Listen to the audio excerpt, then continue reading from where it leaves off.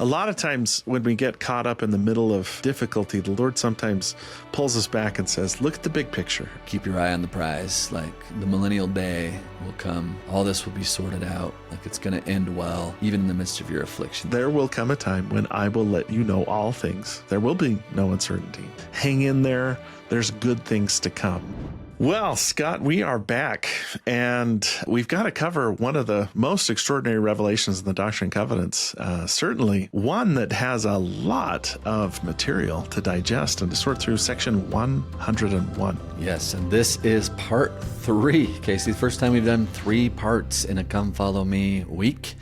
Because section 98 all on its own had so much. I think we went over an hour just on that one. Our episode 2, if you haven't caught that, that's section 99 and 100. That took its own, hour or so. And so now here we are with section 101. We'll see how long this one takes us. But there's so much here, so much this week to digest, Casey, that we just thought, man, we got to break it up into 3 parts and try to not short any of it. Just give it all its due. So here we go.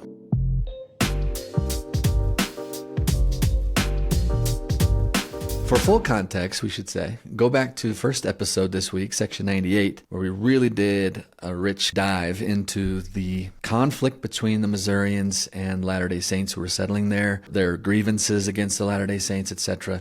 I think they left 4 grievances publicly on record as to why they hated the Latter-day Saints so much and wanted them out of Jackson County. So if you want to deep dive in all of that, go check out the first episode of this week's Come Follow Me. But Casey, drop us into more immediate context for section 101 then, in the midst of all of that, like what's happening here that brings about this revelation? Doctrine and Covenants 101 is received on the 16th of December, 1833. And to summarize, it's the Lord's response to Joseph Smith's urgent inquiries regarding the November 1833 expulsion of church members from their homes and their lands in Jackson County, Missouri. So what we talked about before, the persecutions in the summer of 1833, were just a precursor to the fall when the Missourians just flat out forced the saints to leave their homes. So for context, like you said, we need to upload all the backstory and context of section 98 that we just went through, and recall that section 98 is received on the 6th of August, 1833. Then fast forward only 2 weeks after that, and let's pick up the story from there. So on August 18th, after learning from Oliver Cowdery more of the details about what was happening in Missouri, Joseph Smith wrote a letter to the members of the church in Missouri declaring that it, quote, was the will of the Lord that not 1 foot of land should be given to the enemies of God or sold to them. So he's telling them to hold their ground. He sends Orson Hyde and John Gould from Ohio to Missouri, where Orson Hyde and W.W. Phelps were supposed to carry a petition from the saints in Jackson County to the Missouri governor, who was named Daniel Dunklin, asking for his protection and his assistance in obtaining damages for the loss of their property and their personal abuse.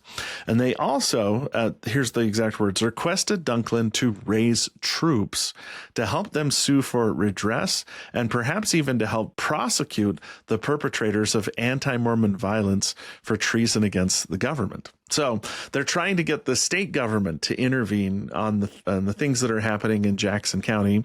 And initially, Governor Dunklin says he's willing to help them, but they first have to try the law in the courts. They first have to go through legal procedures before he'll call out the troops, the National Guard, the militia, whatever word you want to use from back then. He's telling them that they should sue their enemies for the damages that happened. And they follow this advice. They hire 4 lawyers to help them do so. However, the mob in Jackson County found out about this petition to the governor and that the saints were hiring lawyers to help prosecute the mob, and they become enraged and commence all this violence. They start stoning houses and breaking windows, small aggressions at first, but then on the 31st of October, things escalate dramatically. Within about a week, the saints find themselves physically expelled from Jackson County. Yeah, in fact, Parley P. Pratt, who was an eyewitness to all of this, gave a pretty detailed account of how the events unfolded that fateful Halloween. Casey, I can't get over the fact that this happened on Halloween is when it started, but it did. Here's what Parley said, quote, Thursday night, the 31st of October, between 40 and 50, many of whom were armed with guns, unroofed and partly demolished 10 dwelling houses, And in the midst of the shrieks and screams of women and children, whipped and beaten in a savage manner several of the men, and with their horrid threats frightened women and children into the wilderness. Saturday, November 2nd. A party of the mob made an attack upon a settlement about 6 miles west of town. Here they tore the roof from a dwelling, broke open another house, found the owner, Mr. David Bennett, sick in bed. Him they beat inhumanely and swore they would blow his brains out. And discharging a pistol, the ball cut a deep gash across the top of his head. In this skirmish, one of their men was shot in the thigh. On Tuesday and Wednesday nights, the 5th and 6th of November, women and children fled in every direction before a merciless mob.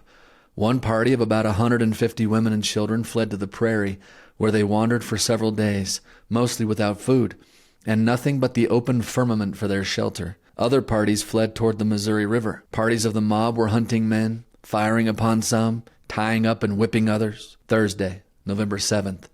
On the shore of the Missouri River, hundreds of people were seen in every direction, some in tents and some in the open air around their fires, while the rain descended in torrents. Husbands were inquiring for wives and women for their husbands, parents for children, and children for parents. Some had had the good fortune to escape with their family, household goods, and some provisions, while others knew not the fate of their friends, and had lost all their goods. The scene was indescribable, Parley says, and I am sure would have melted the hearts of any people upon earth, except our blind oppressors and a prejudiced and ignorant community. In short, he says, every member of the society was driven from the county, and fields of corn were plundered and destroyed, stacks of wheat were burned, household goods plundered, and every kind of property lost, and at length no less than 203 houses burned, according to the estimate of their own people in Jackson. The saints who fled took refuge in the neighboring counties, mostly in Clay County, which received them with some degree of kindness.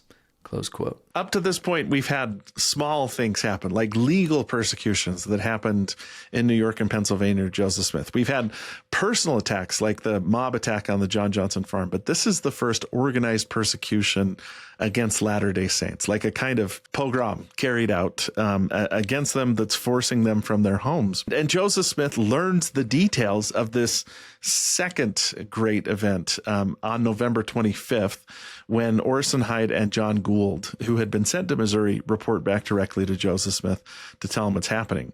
Now, it continues to escalate. On December 10th, Joseph received letters from Missouri leaders Edward Partridge and John Corll and W.W. Phelps that were written weeks earlier, which give more details. These church leaders in Missouri are seeking counsel on what they're supposed to do, like what they're supposed to do next. Edward Partridge, for instance, wrote, "We are in hopes that we shall be able to return to our houses and lands before a great while, but how this is to be accomplished is all in the dark as to us yet. I want your advice upon the subject of the lands, and I also want wisdom and light on many subjects in this time of trial." So Joseph writes a letter back that same day saying, among other things, "I cannot learn from any communication by the Spirit to me that Zion has forfeited her claim to a celestial crown, notwithstanding the Lord caused her to be thus afflicted. I've always expected," he adds, "that Zion would suffer a sore affliction from what I could learn from the revelations which have been given." And these are verses Joseph Smith is hinting to, revelations he's received over a period of more than 2 years, like section 58 and section 84 and 90 and 97. But then he says, "But I would remind you of a certain clause in 1, referencing section 58, verse 4, which says, 'After much tribulation cometh the blessing. By this and also, one received of late, I know that Zion in the own due time of the Lord will be redeemed,'" which is, he's referencing the revelation he's just received in section 100, verse 13. But then he adds, "But how many will be the days of purification, tribulation, and affliction the Lord has kept hid from mine eyes? And when I inquire concerning this subject, the voice of the Lord is, 'Be still and know that I am God. All those who suffer for my name shall reign with me, and he that layeth down his life for my sake shall find it again.'" Then he adds this kind of remarkable omission. He says, "There are 2 things of which I am ignorant, and the Lord will not show me, perhaps for a wise purpose in himself.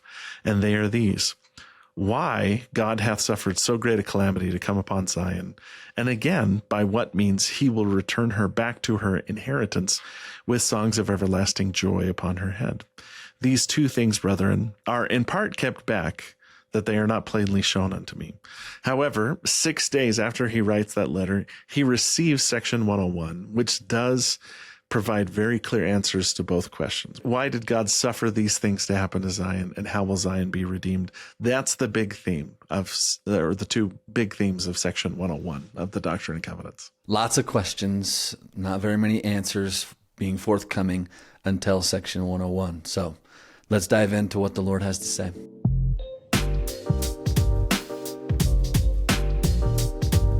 Now, before we look at the details of this important revelation, maybe we should outline its sections. It's so long. It's actually 101 verses, so easy to remember. Section 101 has 101 verses. It bounces from topic to topic. So let's break it down quickly. So verses 1 through 8 contain the answer of the Lord to Joseph's very first question of why did God allow such a great calamity to come upon Zion?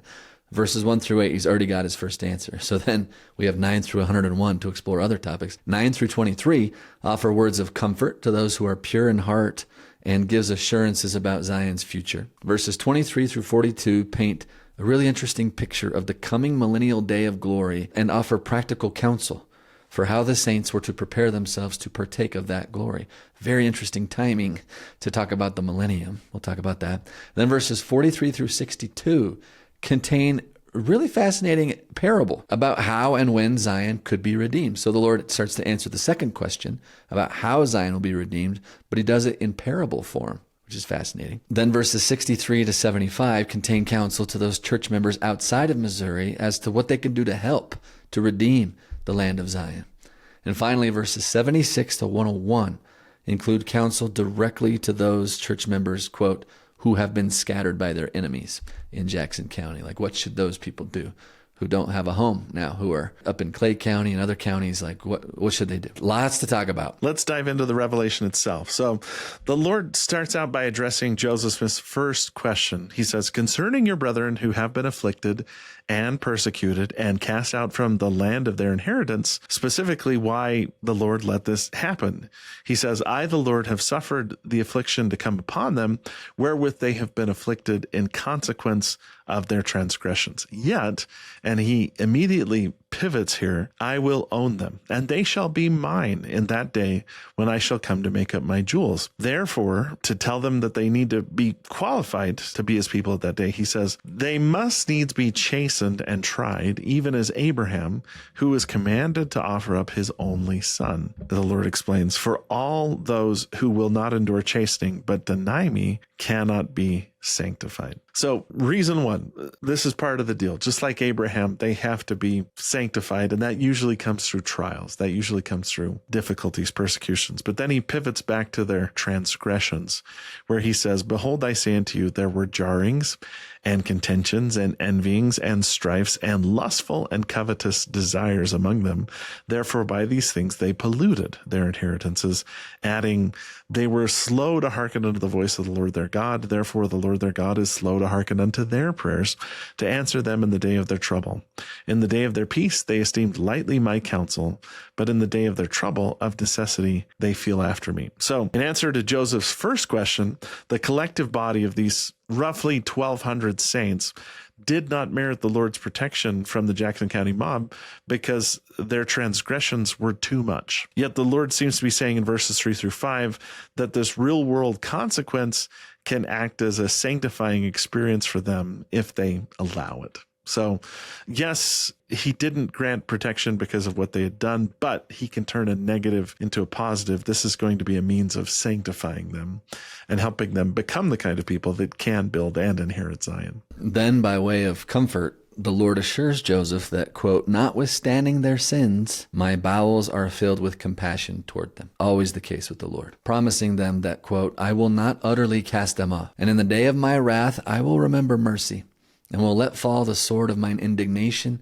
in behalf of my people, even as I have said. And mine indignation is soon to be poured out without measure upon all nations, and this will I do when the cup of their iniquity is full. And this is likely a reference to the destruction of the wicked at the second coming. And in that day, he continues, all who are found upon the watchtower, or in other words, all mine Israel, shall be saved. And they that have been scattered shall be gathered, and all they who have mourned shall be comforted, and all they who have given their lives for my name shall be crowned. Therefore, he says, addressing church members generally, let your hearts be comforted concerning Zion, for all flesh is in my hands. Be still and know that I am God. Then, assuring those who may have wondered if they should give up on Jackson County as the hub of Zion, he says this, quote, Zion shall not be moved out of her place, notwithstanding her children are scattered. For they that remain and are pure in heart shall return, he promises, and come to their inheritances, they and their children, with songs of everlasting joy, to build up the waste places of Zion. And behold, there is none other place appointed than that which I have appointed. Neither shall there be any other place appointed than that which I have appointed for the work of the gathering of my saints, until, he says, there is found no more room for them. And then I have other places which I will appoint unto them, and they shall be called stakes for the curtains or the strength of Zion. So it is to Zion and her stakes, he says, that those who worship me according to mine everlasting gospel should gather together and stand in holy places and prepare for the day of his return, when all flesh shall see me together. Some comforting words in here about Zion. Do we need to give up on the land of Jackson County? Should we do this project elsewhere? The Lord says, no, hold your ground. Zion will not be moved out of her place. That's his stance here in 1834. But he does set up this idea that there's going to be stakes in other places and that Zion is part of a larger picture. So a lot of times when we get caught up in the middle of difficulty, the Lord sometimes pulls us back and says, look at the big picture. Look at all the things we're trying to accomplish. And that's kind of how he segues into the millennial day. So he shifts from this saying all the stakes will be gathered together and all flesh shall see me together. And then he describes the millennial day, the millennium, in unusual detail, explaining that in this day, every corruptible thing belonging to man, beasts, fowls, or fish shall be consumed, and also that of element shall melt with fervent heat, and all things shall become new, that my knowledge and my glory may dwell upon the earth. And he continues, and in that day the enmity of man, beasts, and all flesh shall cease from before my face. And in that day whatsoever a man shall ask, it shall be given to him.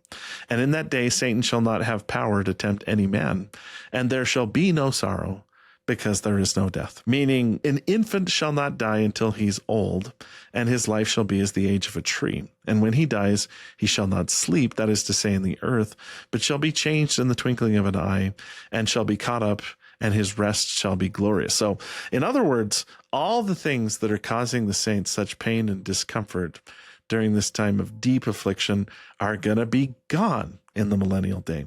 Earthly corruption, enmity, satanic power, even the sorrow that comes from experiencing the death of loved ones just won't exist anymore in that day. And then he continues, and in that day, when the Lord shall come, he shall reveal all things, things which have passed, hidden things which no man knew, things of the earth by which it was made, and the purpose and the end thereof, things most precious, things which are above and things which are beneath, things that are in the earth and upon the earth and in heaven, expressing the glory of this day by saying, all those who suffer persecution for my name and endure in faith, he assures, though they are called to lay down their lives for my sake, yet shall they partake of all this glory.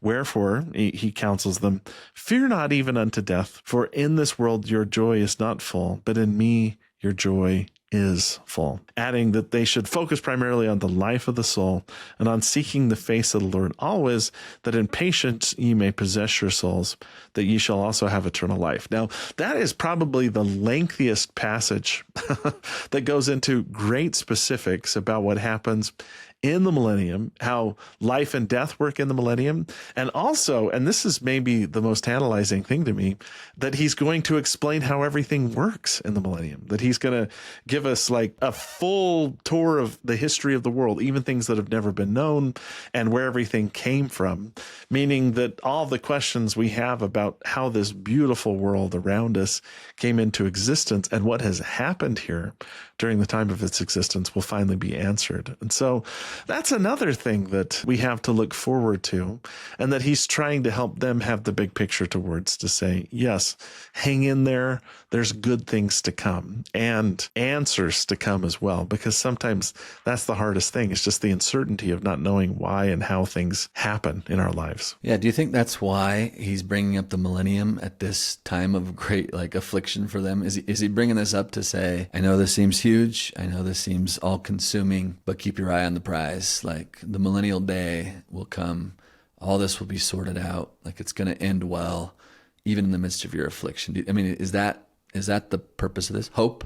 Is hope the purpose of why he's sharing these verses? I mean, it's so easy for us to get caught up in the persecutions, the trials, the difficulties that we face in life. And that's a big part of the gospel, is everybody has to deal with uncertainty and everybody has to deal with death. There's just no escaping it. And he assures us there will come a time when I will let you know all things. There will be no uncertainty. And there will be a time when we will overcome death. There will be no death. And man, when you're in the midst of rough times, those are the two things that you have to tell yourself over and over again.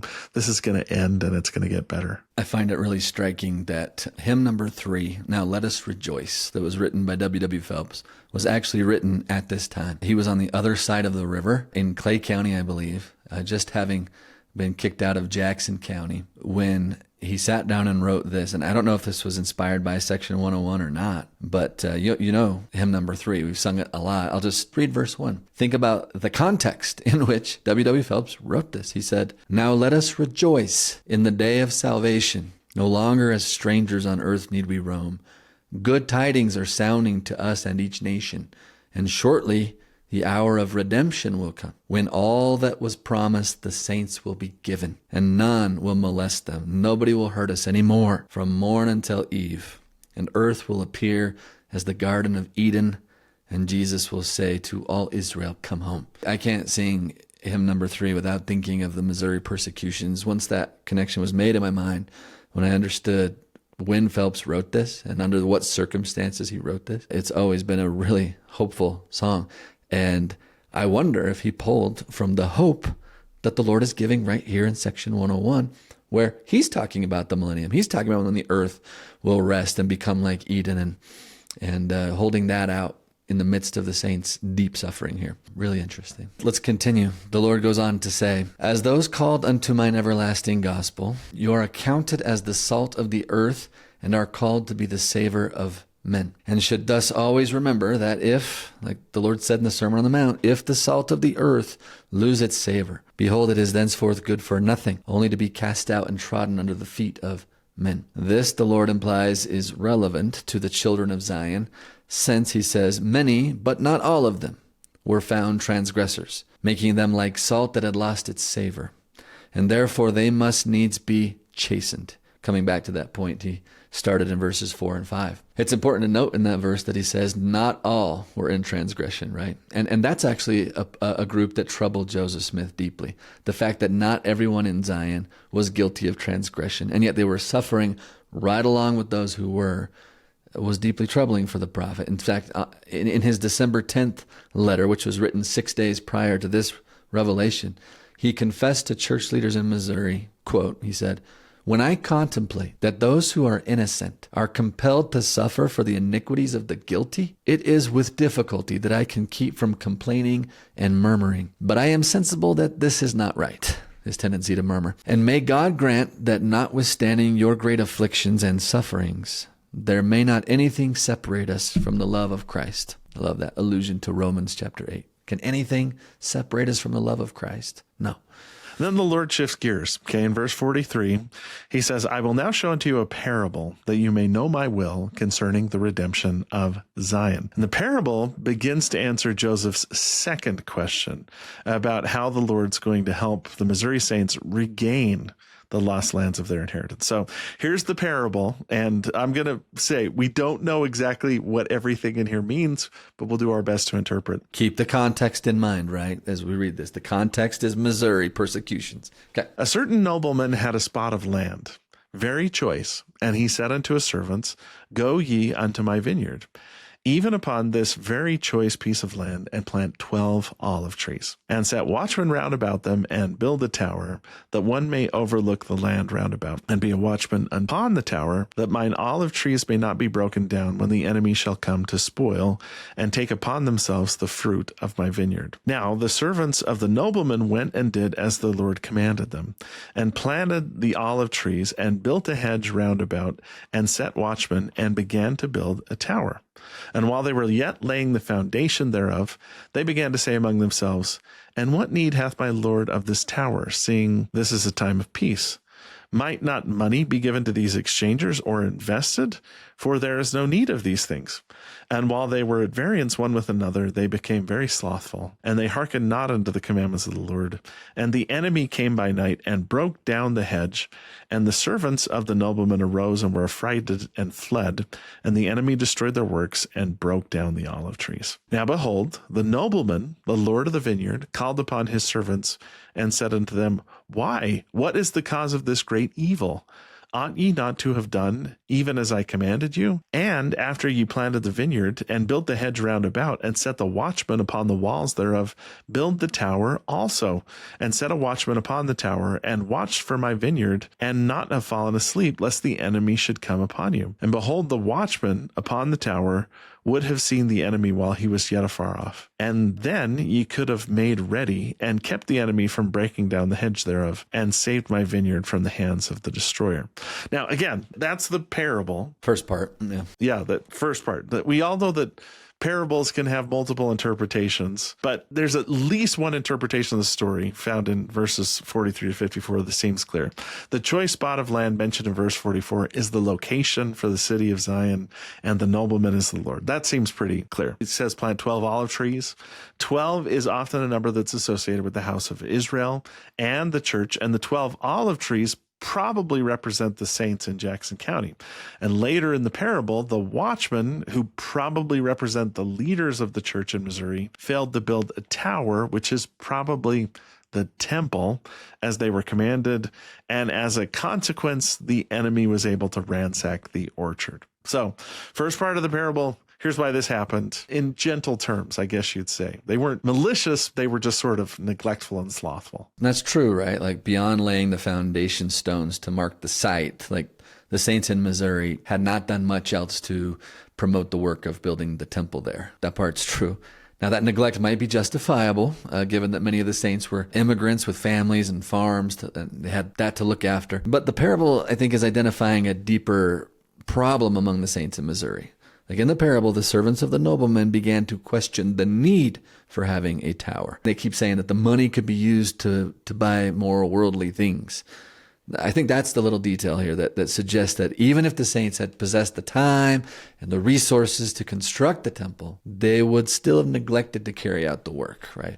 And because they wavered in their desires to even begin the work of the temple, the saints failed to gain the spiritual foresight that may have prevented their enemies from destroying their work. Maybe there's a lesson in that for all of us, not just those who are commanded to build temples, but, if we place spiritual things first and don't neglect, what the Lord has asked us to do, we're probably going to find more success generally in all the areas of our lives. Maybe that's too broad an application, but it's really interesting. What do you think? Yeah, he doesn't give the exact interpretation of the parable, which sometimes he does in the scriptures.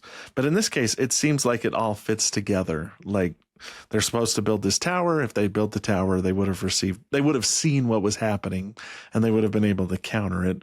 But because they wavered, and I mean, in this case, on the one hand, I want to defend the saints because they weren't in Jackson County for very long. They had about 2 years before all this stuff happened. On the other hand, does the documentary record show that there were a lot of contentions, envying, strife, that they were struggling? Yeah, it does. So they could have been doing better. It's just an unfortunate combination of circumstances where they neglected things and they had people that were right there ready to stomp them down, basically. Okay, let's keep going in verse 55 with the next part of the parable, see what happens next. Here's what the Lord says. To address this loss of the tower and the vineyard, the Lord of the vineyard said unto one of his servants, Go and gather together the residue of my servants, and take all the strength of mine house, which are my warriors, my young men, and they that are of middle age also among all my servants, who are the strength of mine house, save those only whom I have appointed to tarry. And go ye straightway unto the land of my vineyard, and redeem my vineyard, for it is mine.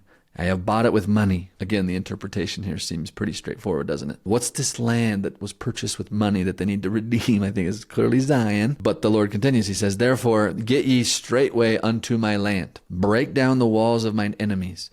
Throw down their tower, and scatter their watchmen. And inasmuch as they gather together against you, avenge me of mine enemies, that by and by I may come with the residue of mine house and possess the land. And the servant, who the Lord was talking to, said unto his Lord, when shall these things be? And the Lord answers his servant somewhat cryptically here and says, when I will. Go ye straightway, and do all things whatsoever I have commanded you. And this shall be my seal and blessing upon you, a faithful and wise steward in the midst of mine house, a ruler in my kingdom. And this servant went straightway, and did all things whatsoever his Lord commanded him. And after many days, all things were fulfilled. And that is the end of the parable, which the Lord does not take any time to explain. Now, as we've mentioned, the interpretation seems pretty straightforward in the context of this, most of the elements of it. But the Lord does say in section 103, which was received only 2 months later in February, he does actually make reference to this parable again. And he explains, quote, my servant Joseph Smith Jr. is the man to whom I likened the servant, to whom the Lord of the vineyard spake in the parable which I have given unto you. Therefore let my servant Joseph Smith Jr. say unto the strength of my house, my young men and the middle-aged, gather yourselves together unto the land of Zion, upon the land which I have bought with money, that has been consecrated unto me. So that's section 103, verses 21 and 22, which gives the Lord's key of interpreting a lot of this. So the context we've been talking about is exactly the Lord is saying what the parable was about. The servant is Joseph, the young men, the middle-aged. This is an allusion to what's going to become known as Zion's camp, right? In answer to the second question, which is how are we going to get the land back? Part of the answer to that seems to be Zion's camp, but it's not a promise being made, it's a parable being given. And the fact that the Lord chooses a parable instead of just straightforward prose is really interesting as we see what actually plays out in the history of the church, that Zion's camp will ultimately not redeem the land of Zion. That might be why the ending is so cryptic, right? Because he says, this will happen when I will. And then it says it was accomplished, but after many days, which is usually an allusion in parables to a long time by human standards, I guess we'd say. So that's kind of the centerpiece of this whole revelation, is this parable about getting Zion back that kind of leaves it open-ended to the saints. The remainder of the revelation contains directions from the Lord on specific actions that church members are supposed to take to help redeem and maybe even retain the lost land of Zion. So this is verses 63 to 75. They address what the saints should do that are outside the immediate radius of the Jackson County expulsion. So he says, I will show unto you wisdom in me concerning all the churches. That is the various branches and congregations of the church, which in 1833 consisted in total of about 45 congregations from Missouri to Maine. So in the United States primarily. First, they were to continue to gather together unto the places which I have appointed, which means at the time primarily Kirtland and Missouri, but keep their eye on Missouri. But he also adds this was not to be done in haste, nor by flight, but in an orderly way. The gathering is supposed to continue, but not a kind of panic, the world's ending kind of gathering. Do it in a systematic and careful way. He says they were to purchase all the lands with money, which can be purchased for money in the region round about the land which I have appointed to be the land of Zion, for the beginning of the gathering my saints, meaning all the land which can be purchased in Jackson County and the counties round about. So again, he's advocating peaceful means. Even though the parable makes it sound like there might be a little bit of a throwdown, he immediately switches and says, but let's get this peacefully. Let's see what we can purchase. Let's see how we can do all this. He says, let all churches gather together all their monies, and let honorable men be appointed, even wise men, and send them to purchase these lands. So those are the branches of the church in the eastern part of the United States should, he says, if they will hearken unto his counsel, buy lands and gather together upon them, and in this way they may establish Zion. So it seems clear from these verses that part of the Lord's plan to redeem Zion is to have church members purchase all the land possible in Jackson County and the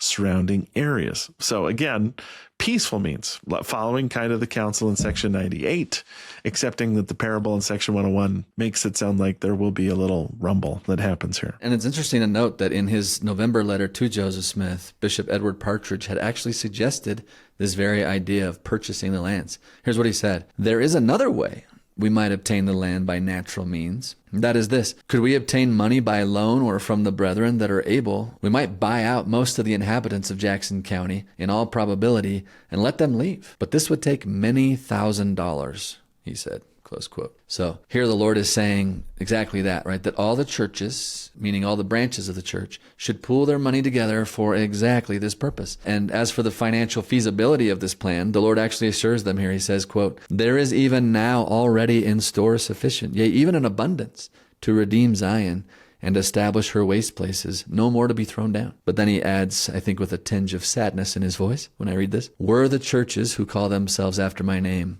willing to hearken to my voice." Like, we have everything we need right now to redeem Zion. Were the branches of the church willing to hearken to my voice?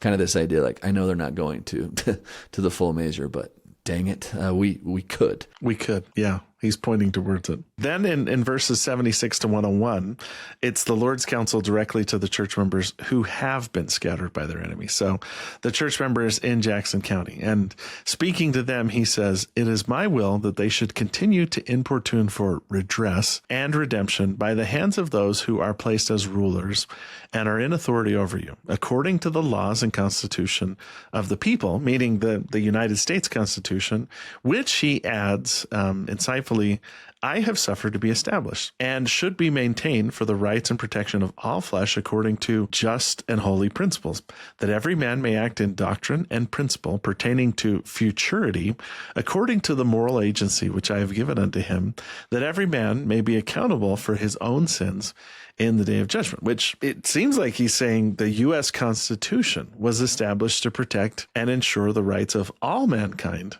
to act according to their own God-given moral agency. And this assurance of personal freedom guarantees that people are fully accountable for their own sins rather than being under the control of oppressive monarchs or dictators who could be justly blamed for some of their poor actions. And then he adds in this interesting point here: "Therefore, it is not right that any man should be in bondage one to another. And for this purpose, which we think means to ensure individual freedom and accountability, have I established the constitution of this land by the hands of wise men, whom I raised up unto this very purpose, and redeemed the land by the shedding of blood." So given the context of their recent expulsion from Jackson County, Casey, like, why do you think the Lord is bringing up this point about the Constitution? I often hear these verses read out of context, right? We want to build up the Constitution. We want to quote something cool in the Doctrine and Covenants about the U.S. Constitution, so we quote these verses. But it's rare to hear these verses quoted in context of the 1833 Missouri persecutions. Like, why is the Lord bringing up the Constitution in this context, do you think? On a basic level, he's underscoring a point that freedom and accountability are guaranteed by the U.S. Constitution, partially because the Jackson County oppressors, the mob that's attacking them, are expected to be held accountable for their actions to the full extent of the law. They were acting unlawfully.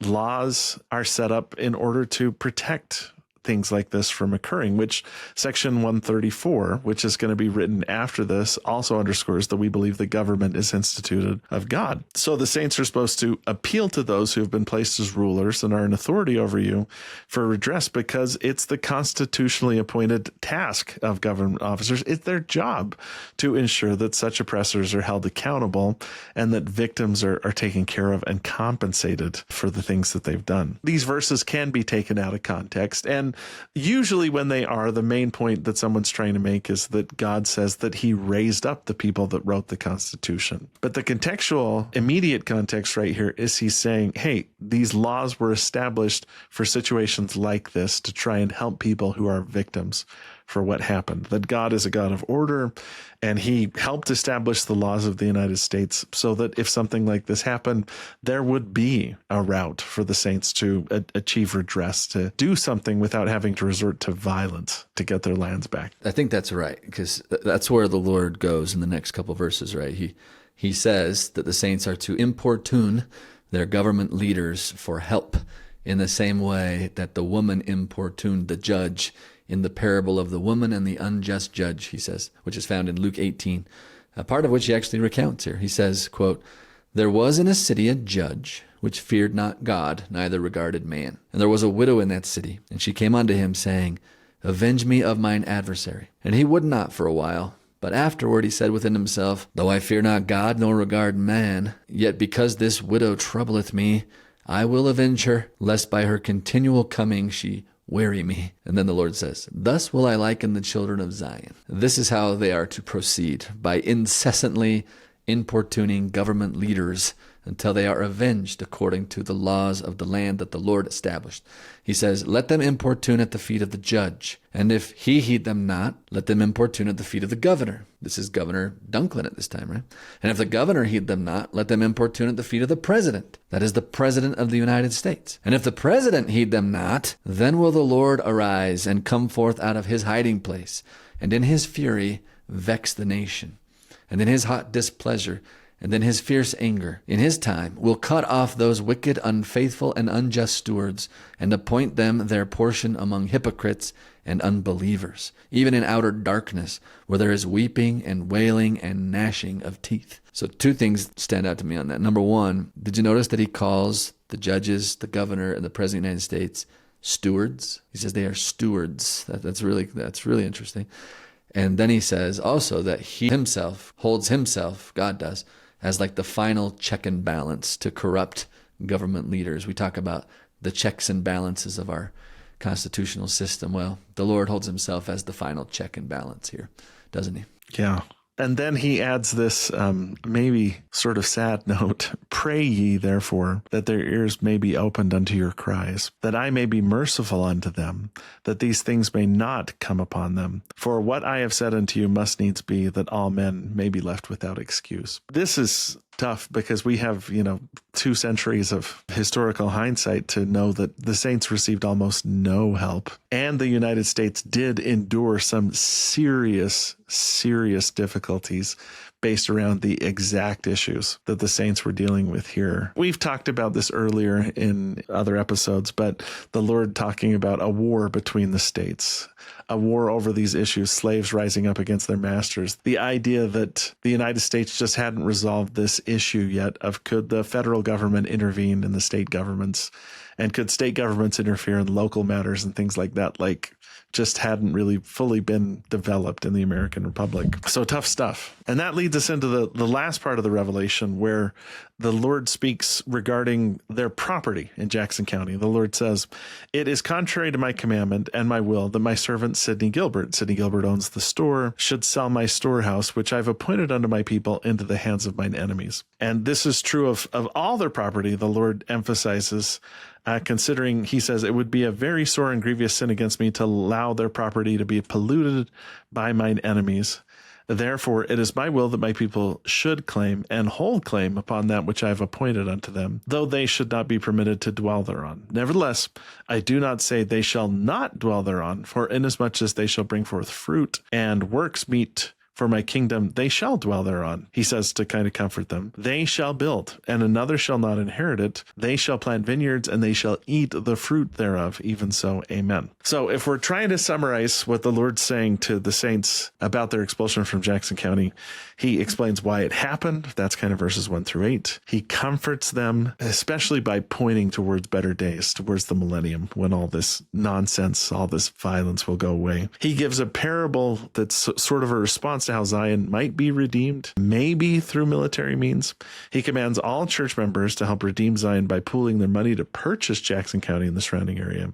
And he invites the scattered saints themselves to continue to petition government leaders to help and to legally hold on to their property. That's kind of, in summary, how the Lord asked them to respond to this. And this sets the scene for really the rest of Joseph Smith's life, where they're dealing with these complexities that come from losing the lands in Jackson County and trying to get them back. It's a story that's really still going on today, to be honest. In what way today, do you mean? In the sense that we're still trying to answer that question of how will Zion be redeemed and what that looks like. We've had intense conversations about what exactly that looks like and how it's going to happen. And we're still wrestling with this complexity. Yeah, true. So that's the Lord's response, section 101.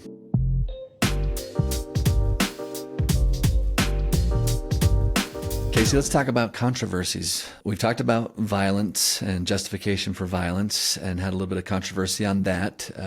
If you missed that, go back to our first episode for this week's Come Follow Me with section 98, where we discussed that.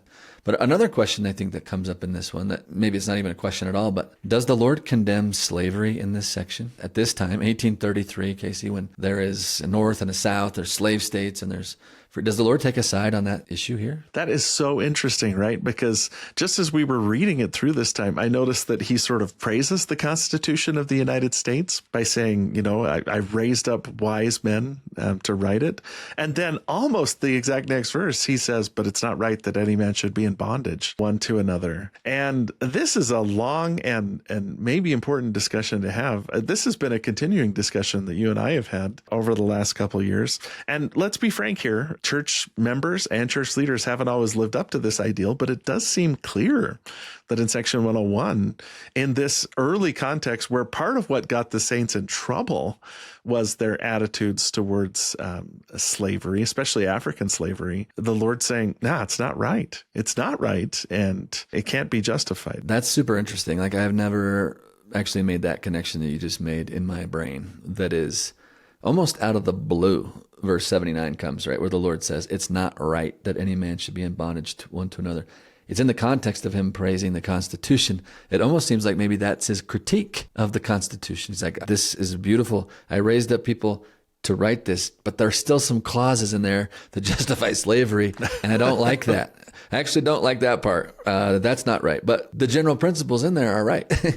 I've never read it quite like that, and that seems to fit because the issue in Jackson County at this moment in time that the saints are experiencing, it's not about African slavery, although it kind of is, right? That was one of the points that was the fear-mongering of the locals. They were saying, we're afraid that the people that are coming in, these Latter-day Saints, are going to incite our slaves to rebellion, and they're going to then intermarry with us and stuff like that. Like that was part of the rhetoric of the time. But the Lord just almost out of the blue is like, he just comments on the morality of slavery and condemns it. But it's in the context of the Constitution, not the context necessarily of the Jackson County that he says that. I think you're right. I think this might be a little of the Lord's critique of the Constitution at that time. Very interesting. Because slavery in this specific context is so closely tied to race. You could tell who a slave was by the color of their skin in this immediate context. It also makes these verses a critique of racism. So, for instance, look at how Dallin H. Oakes takes this verse and kind of uses it to critique the sin of racism and discrimination. This is from a devotional he gave at BYU. I was here when he gave this. It was absolutely remarkable because I've been teaching the Doctrine and Covenants for years, and I don't know if I just skimmed over that verse or didn't think about it. But I remember President Oakes saying this. I'm going to read his words here. He said this: some religious people have sought to justify practices of racism by references to the Bible. Nevertheless, the proper understanding of scriptures, ancient and modern, and recent prophetic statements. This was after President Nilsson gave his landmark address in 2020, where he called upon members of the church to lead out in reducing instances of racism. He says, racism, as defined, is not consistent with the revealed word of God. He continues, we know that God created all mortals, and we are all children of God. Moreover, God created us with the differences that identify races. Therefore, any personal attitudes or official practices of racism involve one group who God created exercising authority or advantage over another group God created, both groups having God-given qualities they cannot change. So understood, neither group should think or behave as if God created them as first-class children and others as second-class children. Yet that is how racism affects thinking and practices towards others. Members of the Church of Jesus Christ must remember that all such attitudes and official practices were outlawed for us by the Lord's 1833 revelation to the prophet Joseph Smith that it is not right that any man should be in bondage one to another.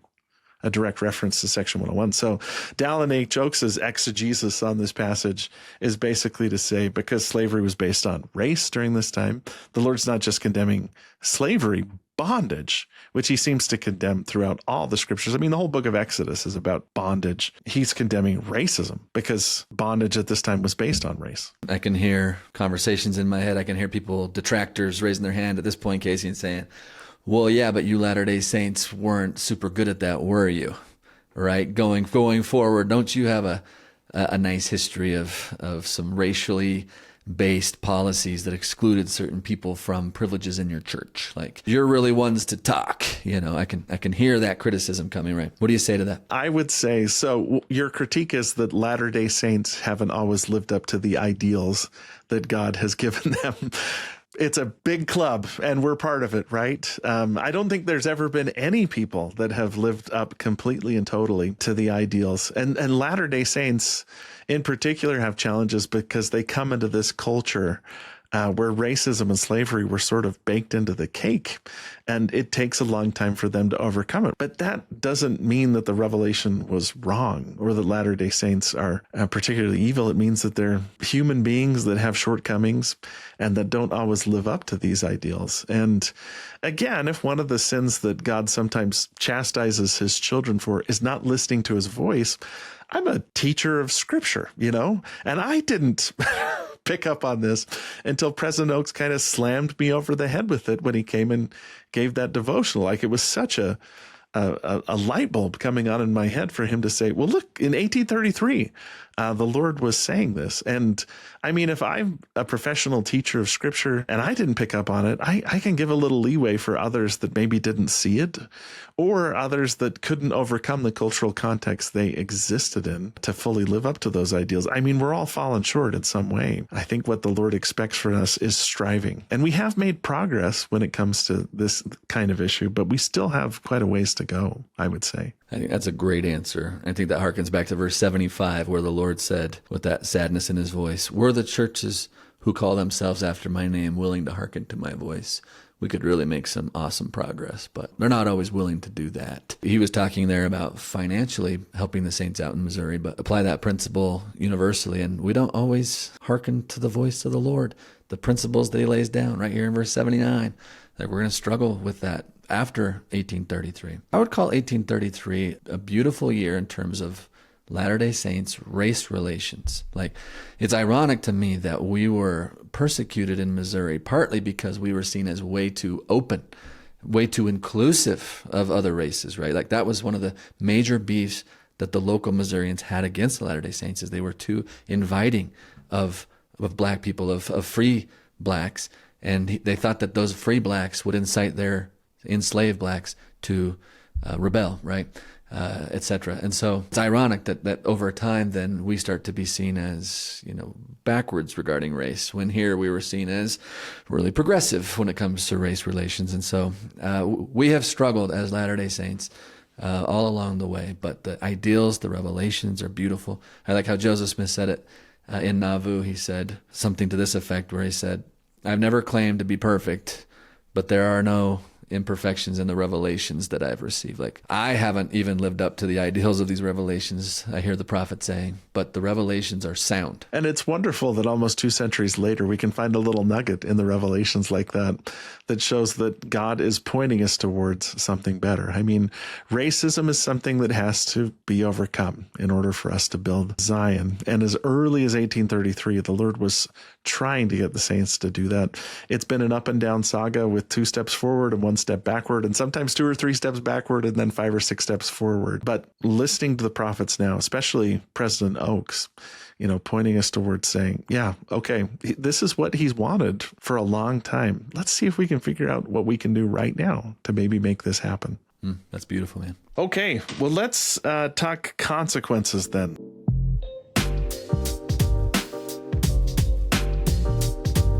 Okay, so in the aftermath of Section 101, Missouri church leaders did exactly what the Lord said. They started petitioning their government leaders. They petitioned Missouri Governor Daniel Dunklin, and they also wrote letters actually to President Andrew Jackson of the United States of America for assistance. We don't know much about what Andrew Jackson's response was, if any, but we do know what Governor Dunklin said. In fact, he was actually quite responsive, Casey.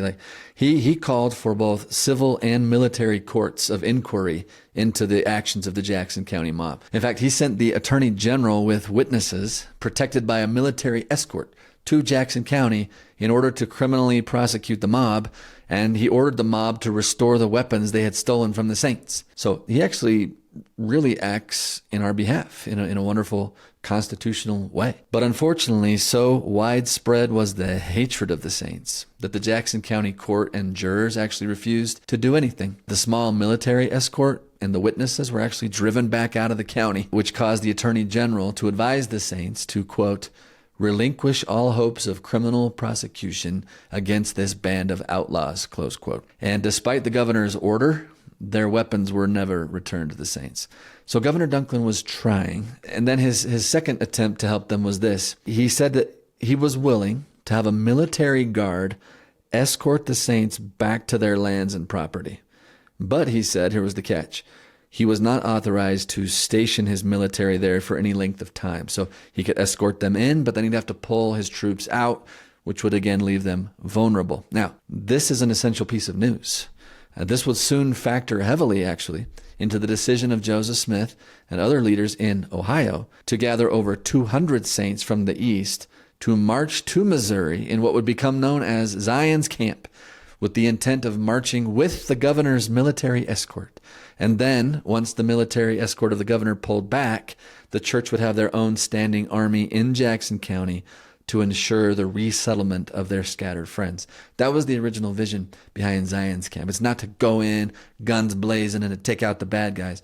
It was to accompany the governor's troops into Jackson County and to remain there when the governor's troops withdrew as a standing guard. So that's an essential piece of Zion's Camp. I don't hear spoken about very often, but to me that underscores what you mentioned earlier about how peaceful this actually is, how the Lord is saying, let's do things in accordance with the law, not violently. Let's do it with money if we can. Let's purchase the lands legally. And then if there are legal issues, let's address them constitutionally. And in this case, the governor's idea was, let's escort you in, then I'll pull out, and you can protect yourselves. How about that? That's pretty cool, actually. I can see how the saints may have misunderstood what the Lord was saying, especially because in the parable, the language like break down, but there's other ways of affecting change and breaking down the systems that are causing them problems here. I just got to say, as an American, 200 years removed, it's just remarkable to me that the governor could send a bunch of people in to a county and they get kicked out and the governor's like, well, what are you going to do?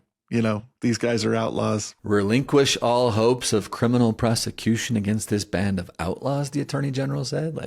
That is wild to think about that being said today. Yeah.